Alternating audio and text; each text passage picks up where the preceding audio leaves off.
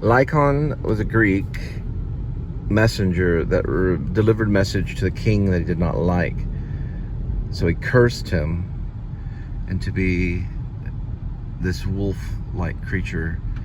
I believe he eats his own children or something like that. It's a very Greek. The Greek were very dramatic, almost to the point of melodrama. They were very dramatic, and it always had to do with feuding family stuff, like Medea. Now, one of the writers wrote Satyricon, the time of Nero, and he basically he rewrote Medea during the Roman time.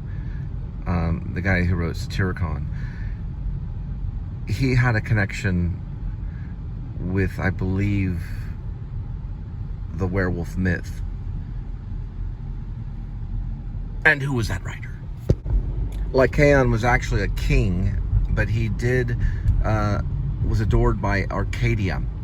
There was the god Zeus, and an altar was built towards Zeus. That's one of the connections of the Lycanthropy curse, because of the outcome of that. King Lycaon, 5000 BC, became a religious fanatic. He was adored by Arcadia. He was a king, and he gave an altar of people. He sacrificed people, basically murdered them, in honoring his religious fanatic aspect of his life. I mean, he was honoring almost like himself. So Zeus, God, well, he was God at that time, 5000 BC, in people's eyes.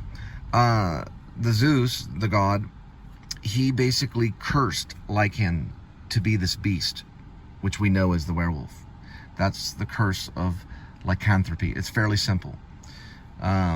But he went to the extreme of sacrificing, I think, even his dearest ones. I think even his children. I heard that somewhere. I'm not for sure on that one. All right, so how it happens is 5000 BC. Lycaon's a king. He has a son too. They do present an offering to Zeus, which is of human flesh. Zeus becomes very, very upset and turns them basically, or turns the king into a werewolf. Fangs grow and all that kind of stuff. That's lycanthropy. All right, we're talking about 5000 BC. We're talking about the king of Arcadia, Lycaon, known as Lycan. He kills his son Nectimus, and in order to trick Zeus, he goes to a dinner and serves him to Zeus. Zeus does not recognize him. He's very still and calm. Zeus finds out that it was human flesh and curses Lycaon into a wolf and his sons. So they are cursed to be wolves. And then Nectimus is resurrected. The son comes back. So there's somewhere in there the Christian concept, because the Son of God is resurrected after he conquers death. It's told in a different way. It's all the way back in 5000 BC. Amazing story. There's about maybe 50 other backstories to werewolves, or 50 other, I guess you could say, myth or folklore concerning the reasoning for the werewolf or the lycanthrope.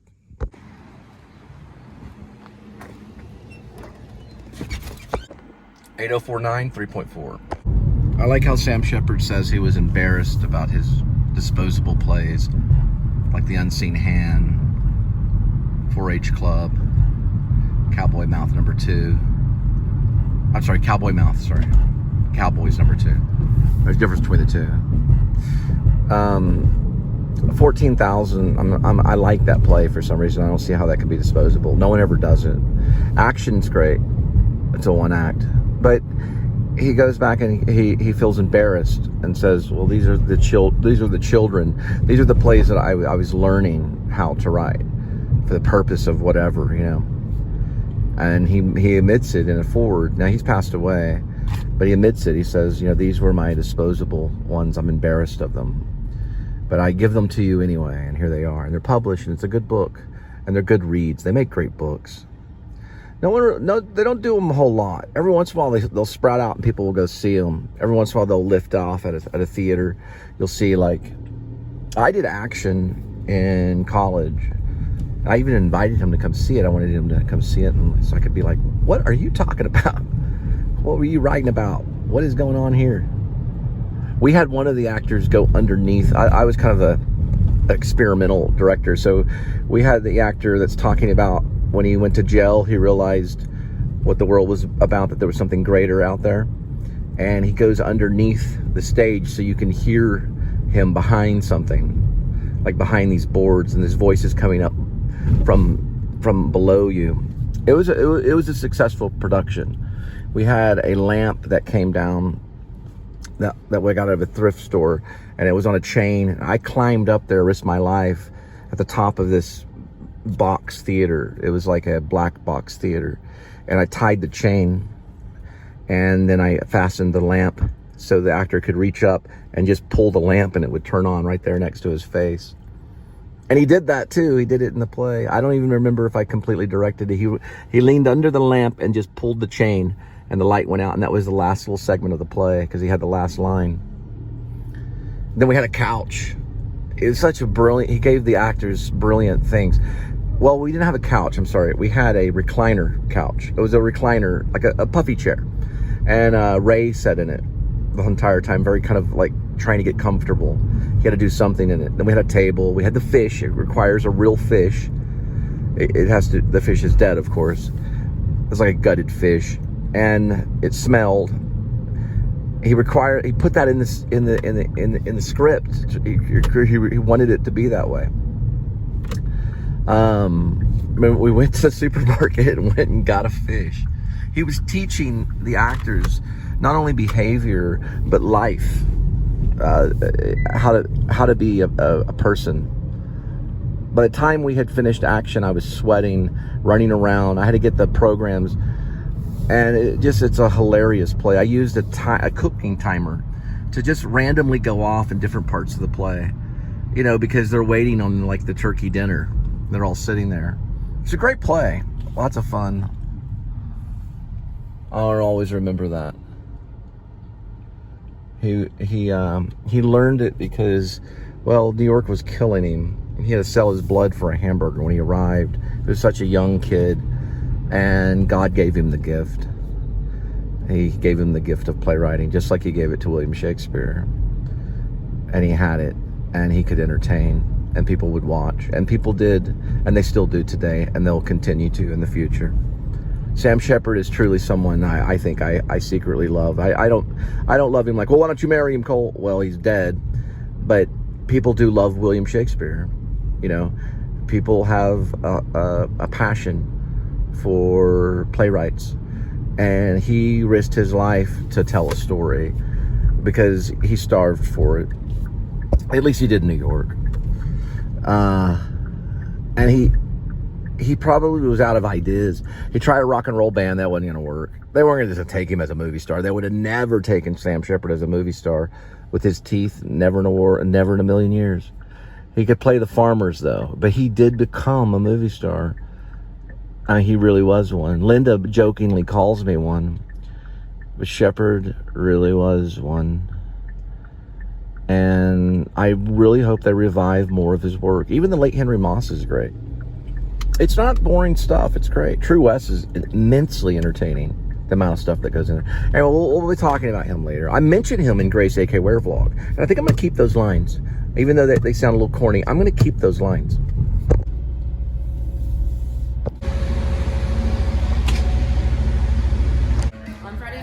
Fridays and Saturdays live music. And then throughout the week we have different kinds of like open mics.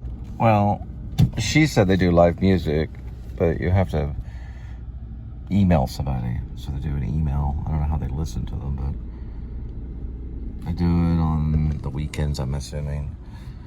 The bar lady is named Tabitha.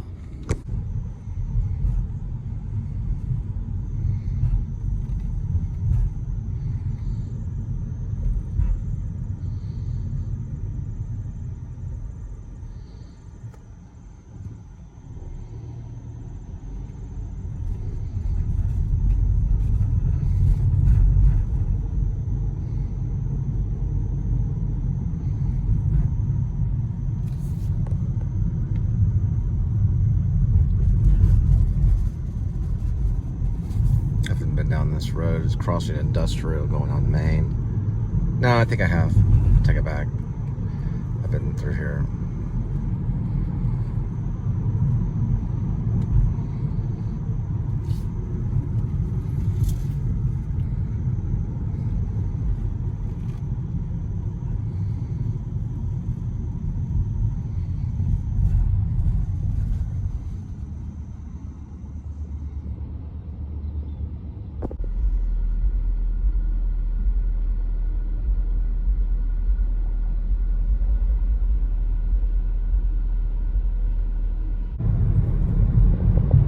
I would say the main reason why I'm making a werewolf movie is because of the church. They taught me all about it. And I don't mean it in a bad way, but they taught me that there are werewolves.